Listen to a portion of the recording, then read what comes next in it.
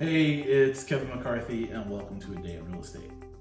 So I'm out previewing property today and there's actually a lot of stuff to look at. Inventory has increased quite a bit and it's made for some pretty good opportunity out there.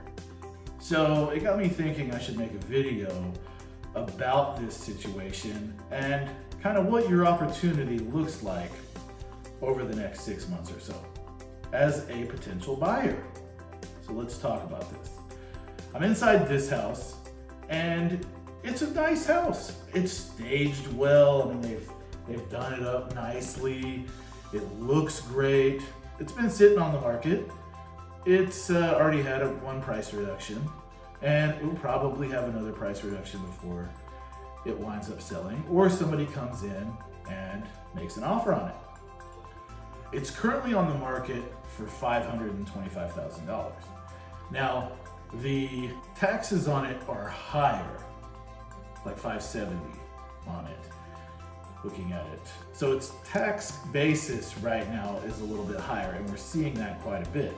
So if you look at it from a payment scenario, if we were to offer, say, $500,000 on this particular house, putting 10% down at current interest rates, which my calculator is giving me 6.875 today.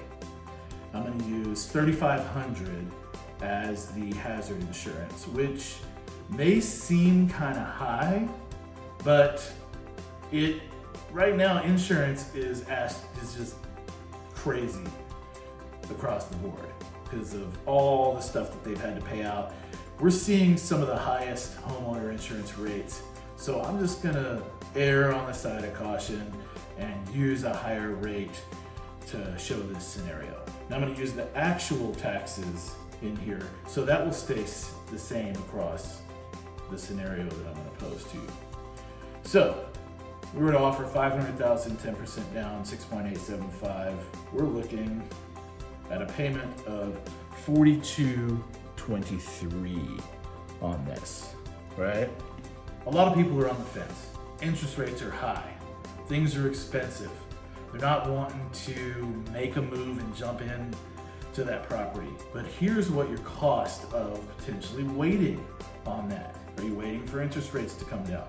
If interest rates went down to, one whole point, 5.875, what would that do to the market? It would again make it very competitive. Because a house like this, when interest rates were low, it was $600, $625, maybe $650, 18 months ago. Now we're looking at $525. So let's take the scenario of we go a year from now, you buy this house at $500,000 and a year from now, you are gonna refinance it because interest rates dropped a point. And at that point, the market has then become more competitive, so prices have gone up, and now this house is worth well over 10% more than you purchased it for because of supply and demand. You put down 10%, now you're in a better equity position, you can refinance at a better position, and you're going to refinance this house. We'll leave the taxes and the insurance exactly the same. Now I'm gonna mark it up to $550,000 and say you're in a 20% equity position and your interest rate has now gone down to 5.875%. So you're saving a point there. Now you're at $37.01 on your mortgage payment.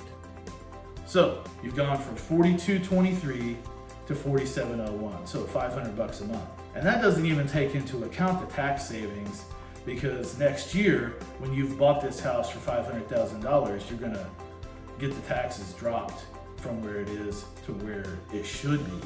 So that's gonna save you some money. And hopefully insurance balances out some, so you can find a new insurance policy and save yourself another $100 a month.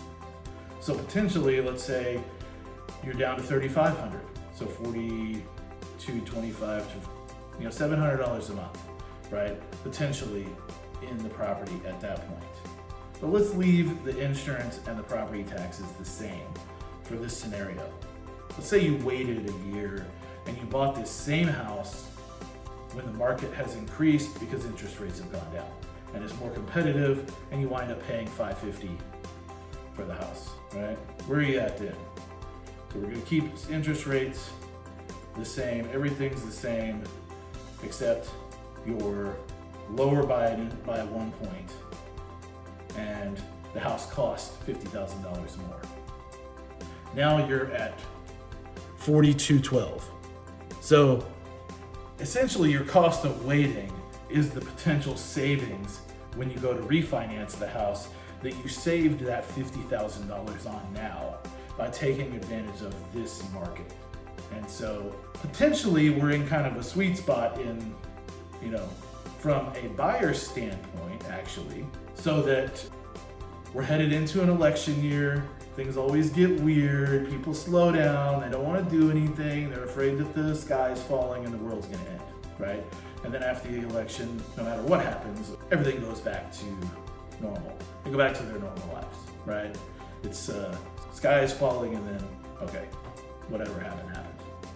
My main point to this is, right now may be a really good time if you have the ability to take advantage of the market and the inventory that is on the market. There's lots of stuff to look at. I would love to sit down, have a cup of coffee with you, take a look at your particular scenario and see if it makes sense. Maybe you even turn your current house into a rental property and make you an investor at the same time. I'm Kevin McCarthy. It's another day in real estate.